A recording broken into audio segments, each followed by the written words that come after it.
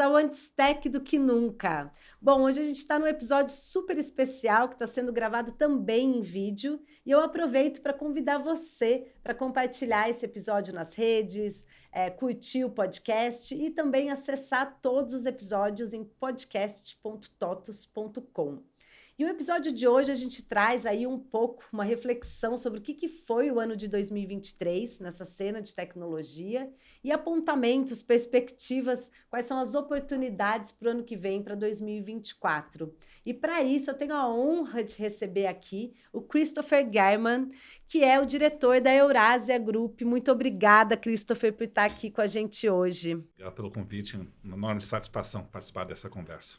E também aqui com a gente hoje o Denis Hershkovich, que é o CEO da TOTUS. Muito prazer, Denis, uma honra receber você aqui hoje. Prazer estar aqui, Gabi, valeu. Bom, então, enfim, né, a gente tem aí um ano que foi um ano difícil no mercado de tecnologia. Se você pegar a imprensa, tudo que foi dito e falado, muita gente preocupada, as questões de layoff, as reestruturações que foram necessárias, o dinheiro ficando mais caro, todo um jargão aí, um mundo falando, meu Deus, o mundo da tecnologia aí começou a já não ser mais o que era, e muita coisa que também, né, muita informação que às vezes a gente tem dificuldade de entender se é aquilo, se não é, ficou um pouco confuso. Então, eu queria entender um pouco, começando aqui pelo que foi, o que aconteceu em 2023, o que foi todo esse processo, os layoffs, essas reestruturações, e onde de fato a gente está, né? Que momento é esse, a hora que a gente chega aqui no final do ano e começa a apontar para 2024. Então, Denis, se quiser começar aí contando da sua própria experiência, olhando para esse mercado no Brasil. Vamos lá. Foi um ano difícil, como você falou.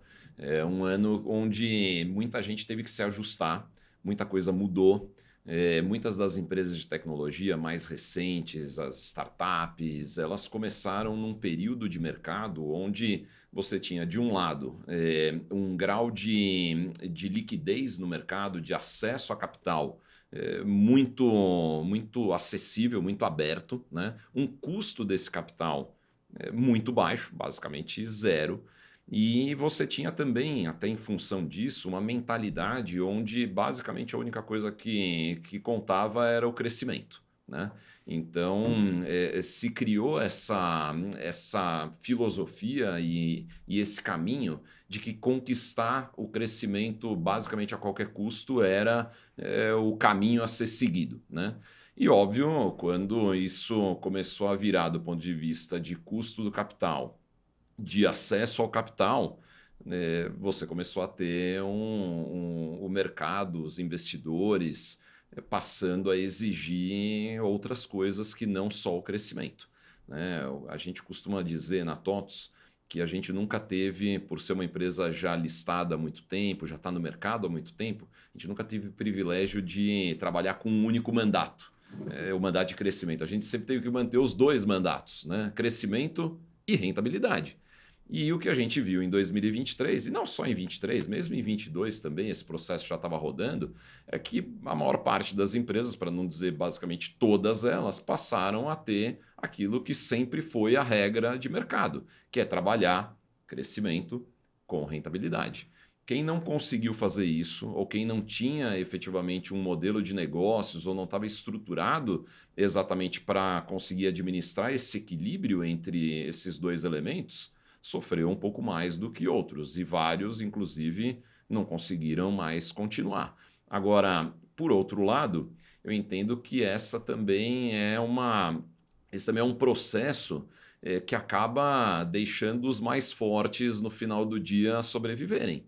E para o processo econômico e para a própria eficiência, produtividade, é sempre melhor que os melhores modelos de negócio, aqueles que são mais sustentáveis, aqueles onde você consegue ter o que se chama de um unit economics positivo, que sejam esses os sobreviventes. E o que a gente viu, então, pelo menos na minha percepção de 2023, foi isso, um processo muito forte de seleção daqueles modelos de negócio, daquelas empresas que tinham uma solidez e já tinham a capacidade de combinar crescimento com rentabilidade. E para 2024, hein, o que a gente espera nesse processo? Isso se mantém, dá uma acalmada, porque as reestruturações necessárias já foram feitas, ou não, ou se aprofunda assim? O que vocês arriscam aí? Olha, eu acho que vai continuar, porque o custo do capital e o próprio acesso ao capital continua ainda num nível bem menor do que estava ali em 2019, 2020, 2021.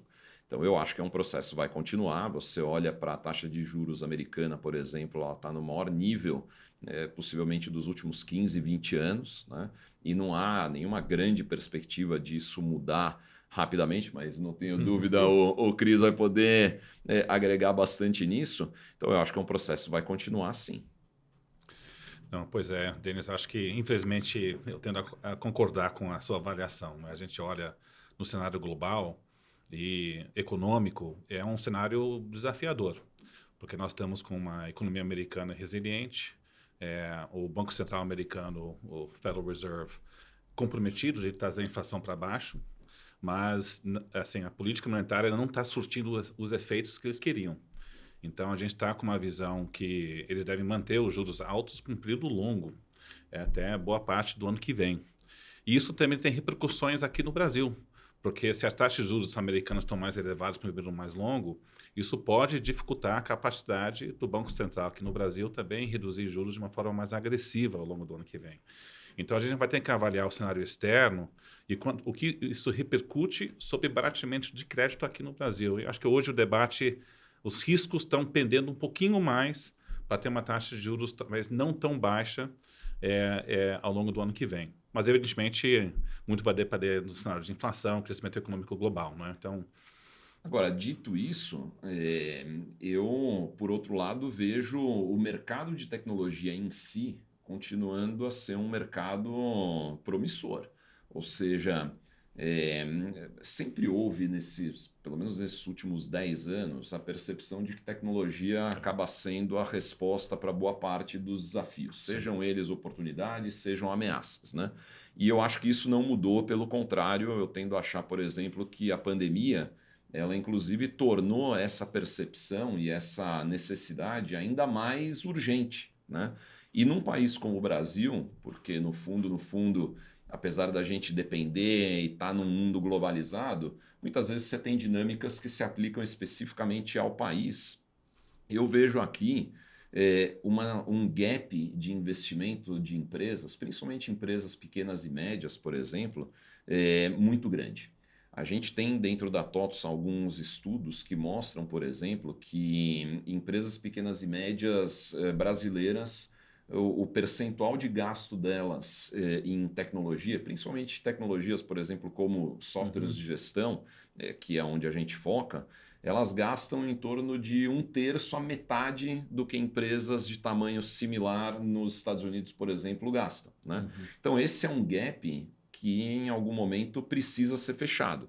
Então, mesmo que a gente tenha um cenário onde a taxa de juros continue alta por um período longo, mesmo que isso tenha alguma implicação maior na própria definição do Banco Central brasileiro, o mercado de tecnologia em si, em 2023, em 2024, ele tende a ser um mercado que vai performar pelo menos melhor do que a média da economia. Sem dúvida nenhuma, poderia ser ainda melhor se a situação econômica fosse mais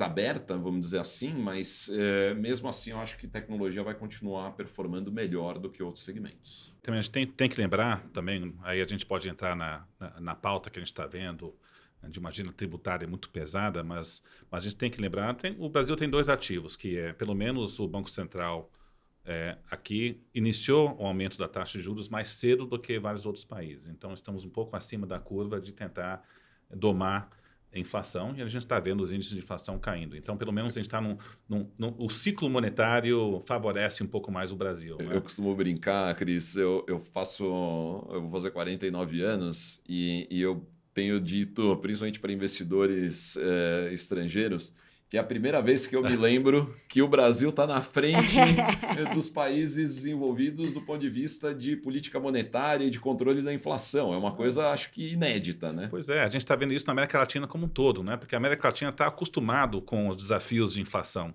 E eu acho que nos Estados Unidos e na Europa, eles foram um pouco tardios em reconhecer os perigos associados com uma inflação mais resiliente. Então, a gente viu, não só no Brasil, mas também outros países da América Latina iniciaram esse aperto monetário mais cedo e estão mais bem posicionados olhando para o ano que vem. E também a gente olha globalmente, e assim, uma coisa que eu tenho defendido muito, num ambiente geopolítico muito turvo, e a gente, olhando os próximos 2 anos, a relação Estados Unidos-China também vai ser muito mais contenciosa, a gente pode conversar mais sobre isso, mas a região tem uma certa janela de oportunidade, porque nós temos vários setores da economia global estão repensando suas estratégias de investimento para tentar mais ter segurança nas suas cadeias produtivas globais, como reduzir a exposição à China. Empresas chinesas também estão olhando para investir mais na América Latina para tentar reduzir a interdependência com os Estados Unidos. Então, a economia global pode sofrer mais com essas disfuncionalidades geopolíticas, mas a diversão de investimentos diretos e também financeiros pode beneficiar a região e o Brasil em termos relativos nesse mundo mais disfuncional. Então, assim, é um ano difícil, mas o Brasil e a América Latina não está mal posicionada dadas essas dificuldades externas. Eu concordo 100%, desculpa, Gabi, eu concordo 100% e é interessante porque na TOTOS, isso no ano passado já, a gente discutiu exatamente essa dinâmica Estados Unidos-China e olhando o impacto que isso traria para clientes nossos, por exemplo, no setor de manufatura. Então, a questão de nearshoring, o fato do Brasil ser um mercado tão grande, um mercado interno tão grande, os impactos positivos que isso poderia trazer. Um setor de agro que para nós, por exemplo, é super importante, que faz parte exatamente dessa preocupação chinesa, por exemplo. Então, concordo, a gente possivelmente vai ter um ano complexo do ponto de vista de juros, eventualmente política monetária, geopoliticamente, mas Brasil, América Latina podem sim, do ponto de vista relativo, se tornar uma oportunidade interessante. Não, é interessante escutar a sua visão também, que bate muito com o que eu estou escutando em vários setores, né? A Eurásia é uma empresa global de análise de risco político, então a gente tem clientes não só no Brasil, mas na Europa, nos Estados Unidos e também na Ásia. E eu escuto muito isso. Quando a gente está vendo um mundo onde a relação Estados Unidos e China está num caminho de voo ruim, né? É claro que cada lado não estão querendo uma crise maior, tanto a Casa Branca nos Estados Unidos está preocupado com a economia, porque o Joe Biden vai ter uma eleição difícil para tentar se reeleger. O presidente Xi Jinping na China também está muito preocupado com o desaquecimento na China, então não tem nenhum interesse de acirramento de anos dos dois. Mas, claramente, está num ambiente que a relação bilateral está deteriorando ao longo do tempo. Isso deve continuar. Como o setor privado reage a isso é um enorme desafio. Então, tem várias empresas e setores que não podem sair da China, mas onde é que você coloca os seus novos investimentos? É no Sudeste, na Ásia? É na América Latina? Como é que você reforça as suas cadeias produtivas globais? E a gente olha nesse mundo mais polarizado, com risco geopolítico maior, você ser um produtor agrícola é uma vantagem, você ser um produtor minerais é uma grande vantagem também nessa novo setor com desafios climáticos. Produtor de petróleo também é uma vantagem. E o Brasil tem uma vantagem competitiva pelo fato que boa parte da sua energia é uma energia renovável. O setor elétrico, 92% da energia produzida é renovável. Então, quando você olha empresas tentando ter seu setor de produção e manufaturado, eles vão ter cada vez mais exigentes de ter uma pegada de carbono mais baixo. Então, ter uma matriz energética limpa vai virar uma vantagem competitiva maior ao longo desses próximos anos, com essa regulação aumentando na Europa e nos Estados Unidos. Então, assim, acho que as oportunidades estão lá, não é? Aí é ver se dá para casar um pouco a agenda, né, política e legislativa que possa aproveitar essa janela. Eu vejo muito isso. Se a política no Brasil ou na região pode aproveitar essa janela de oportunidade externa, que acho que existe. E essa agenda da reforma tributária, ela pode ajudar também? Como que ela pode beneficiar as empresas? Tem aí uma possibilidade de ganho de produtividade, pensando nas empresas nacionais no Brasil, assim, né? Olha, eu acho que sim. É claro que a gente olha a agenda de reforma tributária em Brasília e desse atual governo, tem 3 motivações. Uma é uma agenda de arrecadação, porque esse governo está gastando mais e precisa arrecadar mais para ter responsabilidade fiscal. Então, essa agenda de recompor receita, é claro que é um desafio para o setor privado, né? A carga tributária no Brasil é já muito elevada em termos comparativos. Então, quando se coloca medidas no Congresso para tentar aumentar a receita, isso assim, é algo que o setor privado vai ter que conviver e não é uma coisa que ajuda, não é, do lado do lado empresarial. Agora, tem uma outra agenda que é claramente o intuito de aumentar a produtividade da economia brasileira. E a grande estrela nessa agenda é a reforma que está sendo debatida no Congresso, de unificação das alíquotas federais, estaduais e locais sobre imposto de valor agregado, que é a chamada PEC 45. Né? De hoje, tudo indica que essa reforma deve ser aprovada. Existe um apoio muito forte, não só em boa parte do setor privado, os governadores de estado estão a favor de uma reforma que ataca o sistema do IVA, tem muita ineficiência, e também as lideranças no Congresso parecem comprometidas para poder avançar nessa reforma. Tudo indica que essa reforma, essa emenda constitucional, deve ser aprovada até o final desse ano, e pelo menos que eu estou enxergando é que, mesmo em 2024, também tem um apoio político para regulamentar essa emenda constitucional.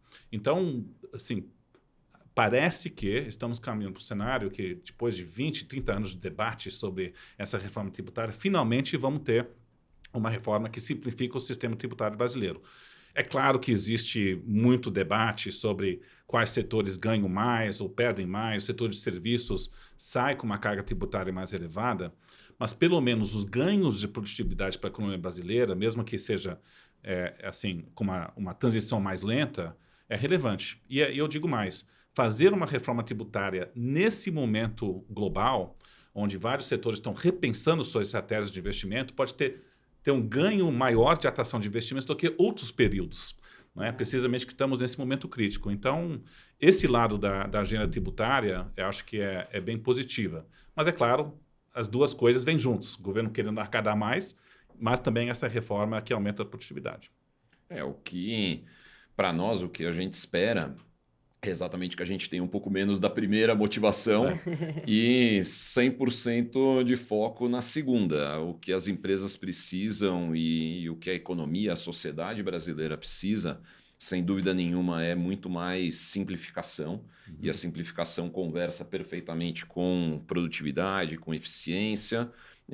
E a gente precisa, na questão da arrecadação, possivelmente, uma base maior, ao invés de uma base que continue igual com um percentual maior.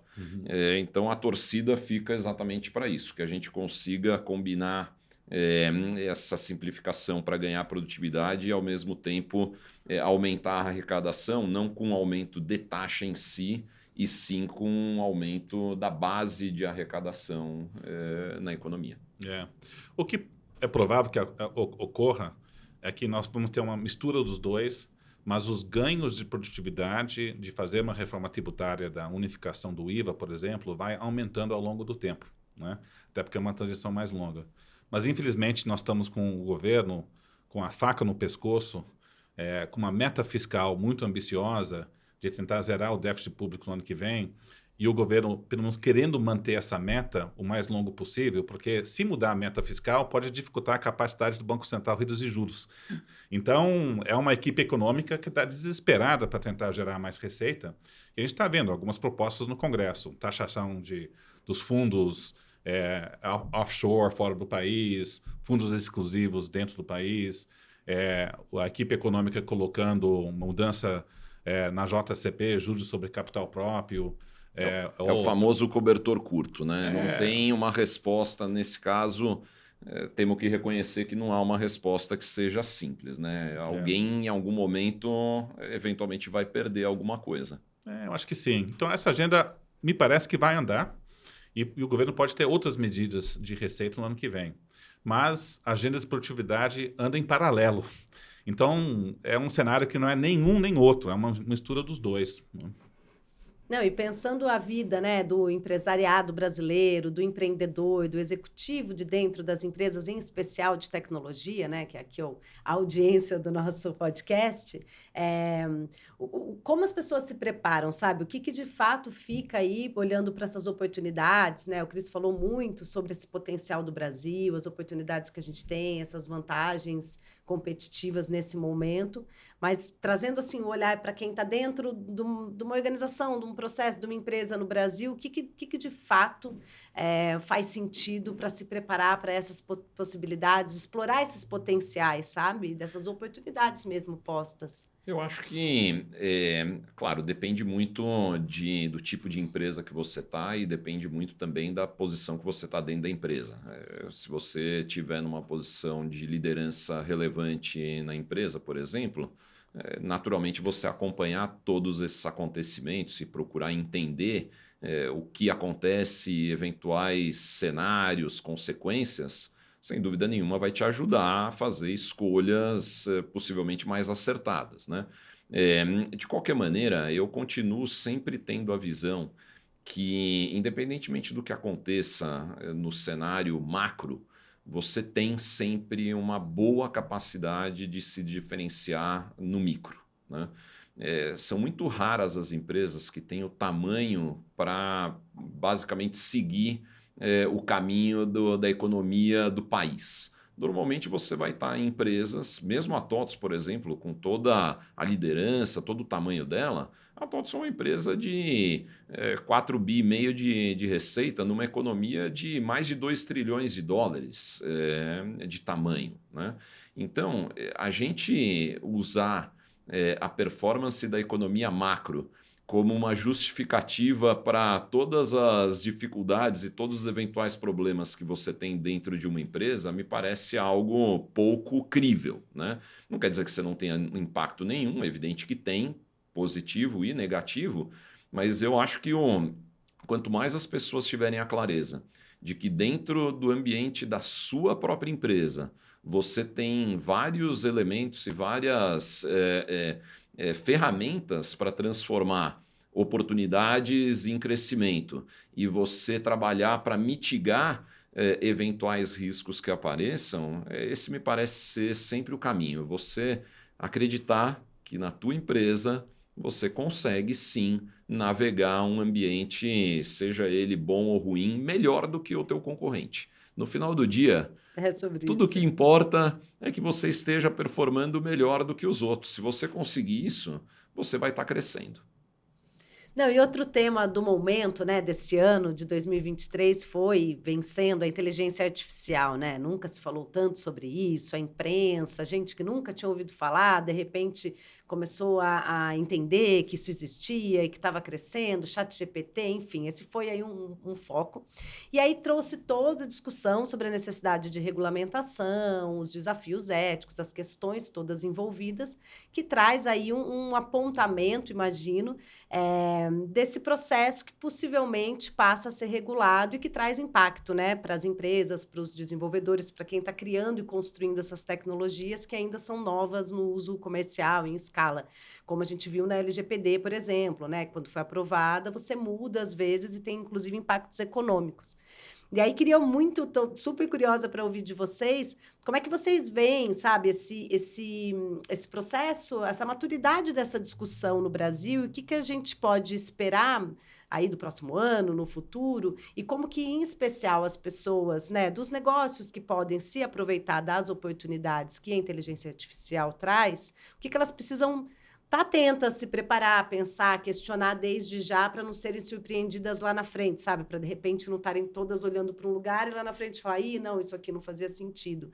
Então, não sei, queria um pouco ouvir vocês sobre o que pé estamos, sabe? Vamos lá, eu vou puxar. É interessante porque eu tive, acho que pouco mais de 1 mês e meio, 2 meses, eu tive na Califórnia visitando todos os principais nomes ali de AI, exatamente porque a coisa esquentou e esquentou muito rápido, né? Depois do Gen AI. Então eu fui para lá com um pedaço do meu time e as conclusões que, pelo menos nesse momento, eu tenho, sempre sujeitas à mudança, porque o tema, de novo, ele é muito novo, são que, primeiro, a tecnologia ela não é espuma, ela veio para ficar. É algo realmente importante que vai fazer muita diferença. Agora, dito isso, obviamente não é a tecnologia que vai dominar absolutamente tudo que você faz. Pelo menos hoje eu não consigo ver isso desta maneira. Então, por um lado, muita relevância. O jeito de você estar preparado é exatamente você reconhecer isso e, portanto, dedicar o devido tempo, o devido esforço, eventualmente o devido investimento. Normalmente nessas situações são raras as empresas que deveriam ser as primeiras a fazer alguma coisa. Você normalmente não deve ser o último também, mas ser o primeiro muitas vezes vai significar que você vai tomar decisões antes da hora, e essas decisões antes da hora, na maioria das vezes, não são as melhores decisões. Normalmente elas vão custar caro, porque você vai ter avançado por um determinado caminho, e quando você perceber que eventualmente não era aquele caminho, você vai ter que gastar de novo para voltar para onde você estava e aí começar num outro caminho. Então você também tem um pouco de paciência e ter a capacidade de esperar e avaliar um pouco melhor o que vem acontecendo, me parece um caminho inteligente. Dito tudo isso, para empresas em particular, eu vejo o uso do AI muito mais, num primeiro momento, interno. Por exemplo, no caso da TOTVS, a gente já vem trabalhando em desenvolvimentos em pilotos, a gente ainda não tem nada em produção efetivamente, mas pilotos, por exemplo, para tornar o suporte a clientes muito melhor, uma qualidade muito maior, uma padronização nesse atendimento maior, um ganho de capacidade de atendimento mesmo. Quando a gente fala, por exemplo, de desenvolvimento de código ou teste efetivamente do software, o AI tem um potencial de ganho de produtividade também, de ganho de qualidade muito grande. Então, sempre que a gente estiver falando de aplicação do AI para processos internos, no sentido de você ganhar qualidade, produtividade, capacidade, eu acho que o benefício vai ser relativamente rápido. Quando você estiver falando de usar o AI dentro do teu produto, sim, existe um caminho, a gente já vislumbra isso, copilotos e tudo mais, mas é um processo que tende a ter um tempo um pouco mais longo de maturação. Do ponto de vista de regulação, a verdade é que a gente ainda não tem basicamente nada. E é normal que seja assim, afinal de contas, a tecnologia, como a gente falou, apesar de existir há algumas décadas, ela se tornou realmente disponível para as pessoas há muito pouco tempo com o Gen AI. Então, normal que não haja essa regulação ainda. Alguma coisa provavelmente vai existir, porque é uma tecnologia que tem potenciais que não necessariamente são todos para o bem, se eles não forem bem usados, bem cuidados.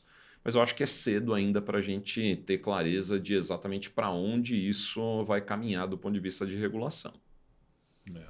Eu diria que do lado de regulação, do lado político, algumas coisas chamam atenção, né? Que é, se o setor privado ainda está nessa fase de tentar avaliar como utilizar essas novas tecnologias, você colocou de forma, achei muito inteligente dizer, se você é um first mover, talvez você tome decisões erradas, ser o último também não é onde você quer estar. Mas do lado político, a capacidade de governos até entender essas tecnologias e ter uma resposta regulatória também vai ser muito atrasado, porque os governos não estão estruturados até para poder assim pensar essas novas tecnologias e como fazer essa regulação. Então, esse debate está começando mais na Europa, nos Estados Unidos, mas ainda muito incipiente. E, pelo menos, é um processo regulatório que vai precisar uma parceria muito grande com o setor privado e essas empresas de tecnologia. Então, vai requerer um certo grau de cooperação maior do que a gente tem visto no passado, não é? Então, acho que a regulação vem, mas sempre atrás da curva, de certa forma, né? E você colocou muito bem, as repercussões são transformadoras, né, no setor privado, em termos de produtividade, tem tantos ganhos enormes que podemos ter, mas também o setor público, o lado político, vai ter que reagir a assim, o uso indevido dessas novas tecnologias, disseminação nas redes, deepfakes, e isso também é um desafio para governos lidando com processos eleitorais e a politização da má informação ou desinformação nesses ciclos eleitorais, não só pegou fogo aqui no Brasil, mas em vários países, né? Então, acho que isso é um tema que vai crescer, mas pelo menos a capacidade regulatória sempre vai estar atrasado dessa desenvolvimento das tecnologias. E no caso, como você falou, no caso do AI, é o tipo da tecnologia, não são todas onde isso acontece, mas o AI claramente talvez seja onde mais isso pega. Ela tem um lado positivo aparentemente fantástico, exatamente nesse ganho para as empresas, mas tem um potencial do ponto de vista da sociedade como um todo, realmente que demanda um grau de atenção por parte dos governos maior. Eu comparo, por exemplo, o AI com nuvem, né, com cloud, e eu acho que são duas tecnologias extremamente poderosas, viabilizadoras de uma série de coisas, mas a nuvem em particular, por exemplo, não tem essa questão da sociedade, ela é uma tecnologia muito restrita ao mundo corporativo, efetivamente. Aí o nível de interferência ou de regulação que o governo precisa ter é menor. No AI, eu acho impossível que a gente não tenha algum grau de interação, de regulação, como você colocou. Não, de mudança mesmo, né? Na estrutura da sociedade, de como as coisas se dão. Acho que a gente está aí no momento chave, né? De pensar e planejar para o que vem aí nos próximos anos, o que possa ser essa sociedade mediada por tudo isso. É isso aí. E aí você citou os deepfakes, eleições, me veio aqui, né? 2024 é um ano de eleição nos Estados Unidos, que maior economia global, obviamente, impacta tudo e todos sempre muito curiosos sobre esse processo, assim. Você acha, Cris, que isso tem um impacto grande na nossa economia, na nossa percepção, nos negócios no Brasil? Como fica essa relação aí desse ano que vem, das eleições lá com as coisas daqui, sabe? O que a gente pode esperar?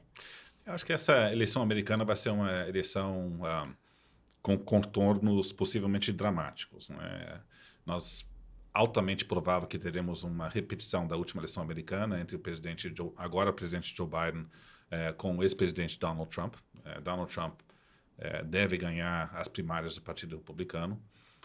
E entramos numa eleição onde vai ser muito difícil cravar quem tende a prevalecer. Nossa visão na Eurásia é que o presidente Joe Biden tem uma vantagem, mas o que conspira contra é exatamente o que a gente conversou no início dessa conversa, que o Banco Central americano deve manter juros elevados por um período mais longo, tem um risco de desaquecimento e possivelmente uma recessão branda nos Estados Unidos no primeiro semestre do ano que vem, que é o pior timing possível para a Casa Branca. Você tem um desaquecimento da economia na véspera de uma eleição presidencial. Então, dependendo do que acontecer com a economia, isso pode levar uma vantagem para o Donald Trump nessa disputa.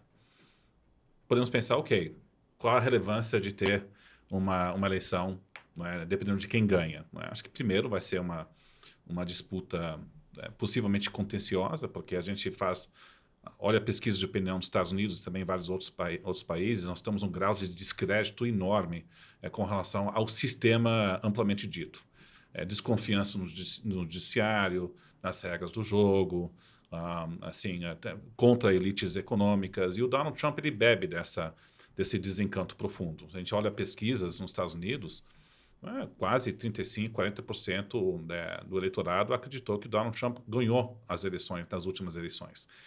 Então, a gente entra num processo que pode ser mais contencioso. Se o Donald Trump ganhar, eu acho que do lado doméstico, claro que vai ter mais disputas sobre a politização de certas burocracias do governo federal, mas o lado internacional talvez é um governo mais protecionista e com um risco de escalonamento maior da relação Estados Unidos e China. Porque o Donald Trump tem um perfil um pouco menos previsível, vamos dizer, sobre essa conduta política externa. Mas existe um consenso em Washington também entre democratas e republicanos, enxergando a China como um maior, pelo menos, ameaça ou competição geopolítica que existe hoje. Então, eu diria que um pouco mais conturbado, mas isso também pode acirrar esse ambiente geopolítico que a gente estava discutindo mais cedo.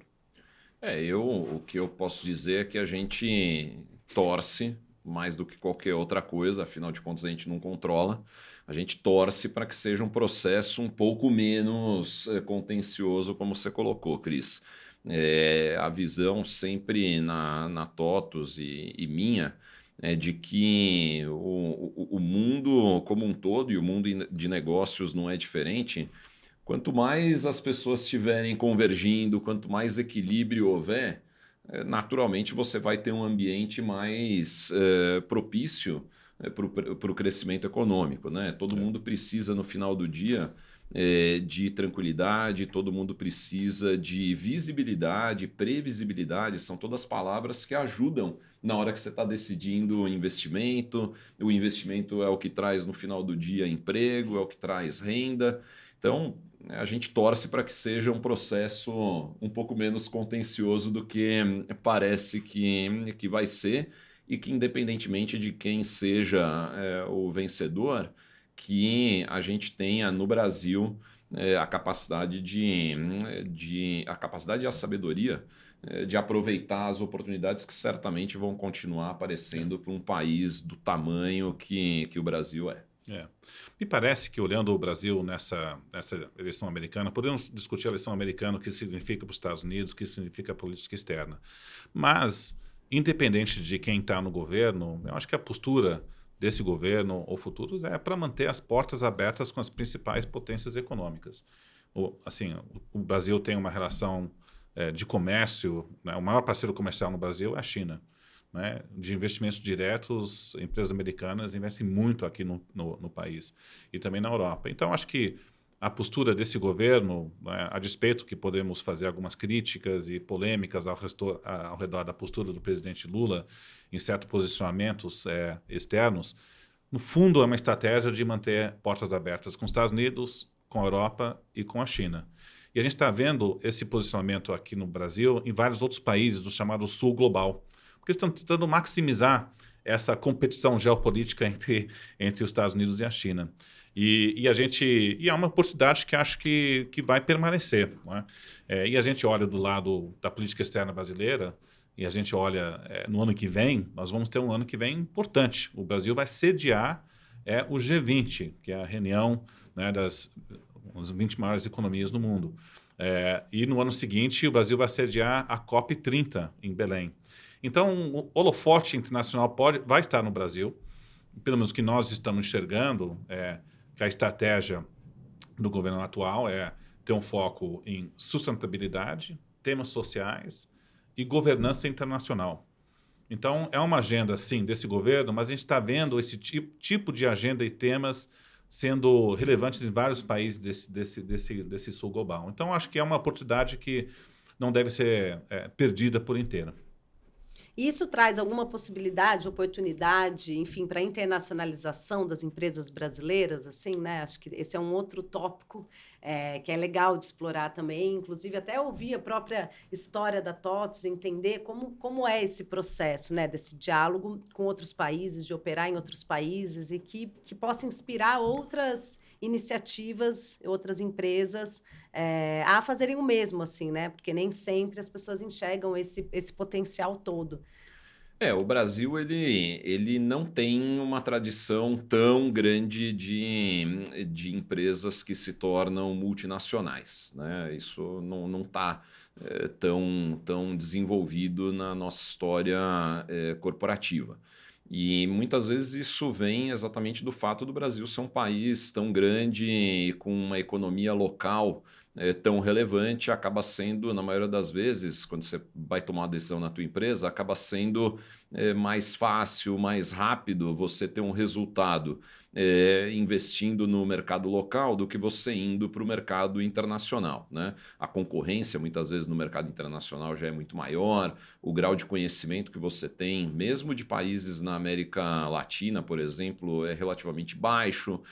questões de língua, por exemplo, no Brasil também não são desenvolvidas no nível que eventualmente a gente precisaria para ter um peso maior do crescimento internacional. Mas, dito tudo isso, sim, nós temos vários exemplos de empresas brasileiras que são extremamente bem-sucedidas em operações internacionais. A gente vê em diversos setores empresas que conseguiram conquistar o seu espaço ao longo de anos, né?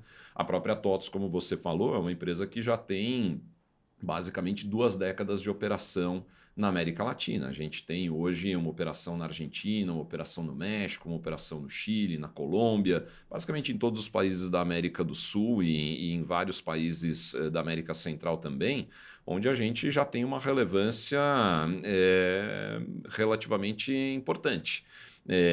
Então, eu vejo sim como uma oportunidade.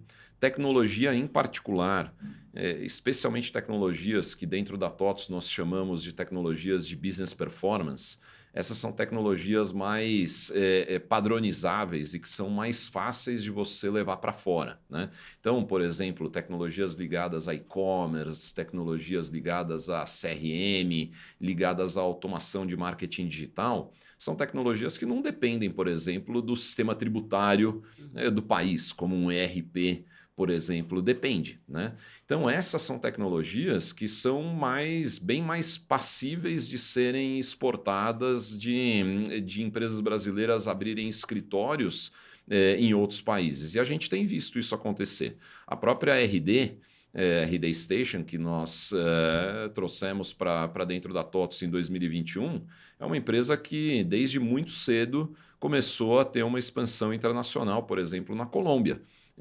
Então, sim, eu vejo como uma oportunidade interessante, mas faltam alguns elementos adicionais para que o Brasil possa ter a devida relevância nesse crescimento internacional das suas empresas. A vantagem de ser uma economia com um tamanho continental, mas também reduz um pouco exatamente esse, assim, porque você tem muita competitividade aqui no Brasil, né? Então, mas esse processo de internacionalização a gente está vendo, mas é lento, sim, né? Mas é um processo que tende a aumentar. É isso aí. Não, maravilha. E eu fico pensando assim, né? Porque quando você fala das diferenças entre alguns tipos de produtos que fazem mais sentido de se internacionalizar ou não, e da não tradição, né, no Brasil de terem negócios internacionalizados, eu acho que muito dos empresários, dos empreendedores, dos executivos, às vezes não olham isso como uma oportunidade mesmo, né? Porque ficou longe, porque a gente já tem um mercado muito grande para explorar, já tem tanta coisa para fazer, e você olha já as várias regiões do país, já são complexas e difíceis, às vezes você não está nem no outro estado, em outra região, quem dirá pensar em outros lugares. Então, talvez falte também esse olhar, né? E aí, pensando nisso, não sei, assim, o que você pode dar de dicas, de inspirações para que isso se amplie e possa estimular que as pessoas também olhem para isso? Porque, às vezes, a gente fica pensando de uma maneira, primeiro minha cidade, meu estado e o país inteiro, e, às vezes, você tem paralelos de contextos que possam consumir seu produto em outro país próximo, em outra realidade que está mais próxima do que você pensar outras regiões do próprio país, sabe? Eu acho que talvez um caminho para isso é você pensar menos do ponto de vista geográfico e mais do ponto de vista do que a gente chama do Ideal Customer Profile, ou seja, o perfil ideal de cliente que você tem. Quando você olha nesse ângulo desse perfil de cliente e não da geografia em si, você percebe que naturalmente você tem esse perfil ideal não só no teu país, mas em vários outros países eventualmente. Por exemplo, o Brasil é um país que tem, por natureza, uma oportunidade de conquistar clientes no meio para baixo de uma pirâmide, por exemplo, de renda em termos de clientes. Simplesmente porque o Brasil não é um país que tenha o desenvolvimento econômico e a renda per capita de um país como os Estados Unidos. Então, se você olhar e você entender a sua empresa, por exemplo, como uma empresa que entende profundamente consumidores de classe B, por exemplo, isso já te habilita a começar a perceber que esse consumidor com esse perfil não existe somente no Brasil. Ele existe eventualmente na Argentina, ele existe eventualmente em Angola, ele existe eventualmente nos Estados Unidos, em qualquer lugar. Quando você passa a adotar essa visão, eventualmente você começa a ter habilitadores que podem te ajudar numa estratégia de internacionalização. Se você continuar pura e simplesmente com uma visão geográfica, que não deixa de ser ruim, não deixa de ser boa, perdão, você vai ter mais dificuldade de perceber essas oportunidades fora do país. Perfeito. E você, Cris, tem aí alguma outra inspiração, dica, recado para pensar como é que a gente aproveita as oportunidades para o ano que vem, para crescer os empreendimentos, os negócios, enfim, para estimular esse mercado de tecnologia no país? Olha, eu acho, quando a gente olha globalmente, as grandes transformações no setor privado, é claro que nós temos um ambiente geopolítico turvo, mas os dois grandes drivers, sem dúvida nenhuma, são transformações tecnológicas, como que o setor privado vai reagir a isso. Acho que o Denis colocou muito bem, é um processo iniciante, mas a curva de desenvolvimentos e aplicações dessa onda tecnológica são enormes. Então, como o país, o setor privado reage a isso, é um grande vetor, e até mesmo nós, na Eurásia, como uma empresa de consultoria de risco político, criamos um grupo que a gente chama de geotecnologia, de como o setor público está reagindo a essas tecnologias e essa regulação mesmo que tardia.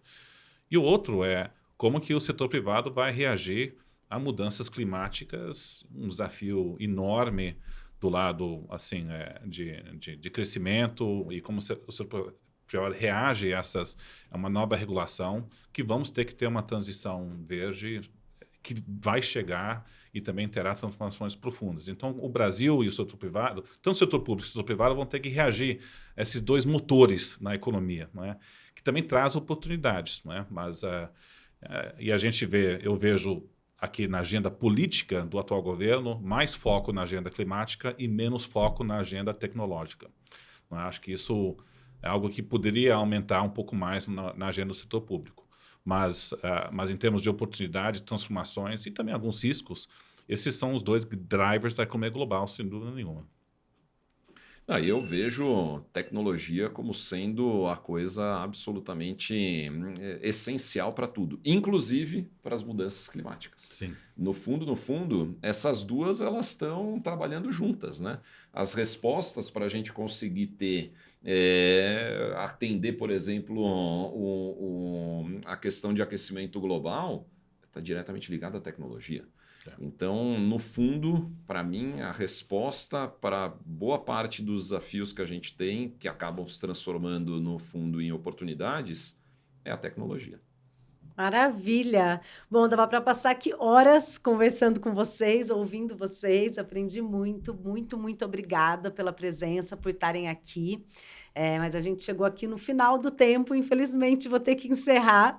E muito obrigada, Cris, muito obrigada, Denis. Obrigado, prazer. Obrigado, Gabriela e Denis, um prazer aqui estar nessa conversa. Bom, e você que ficou com a gente até agora, te convido para curtir o podcast, compartilhar com os amigos, compartilhar nas redes e vai lá conferir todos os episódios que estão em podcast.totus.com. Aproveita para curtir a TOTUS no LinkedIn, no Instagram, nas redes sociais todas. E é isso. A gente encerra por aqui hoje e até a próxima. Obrigada.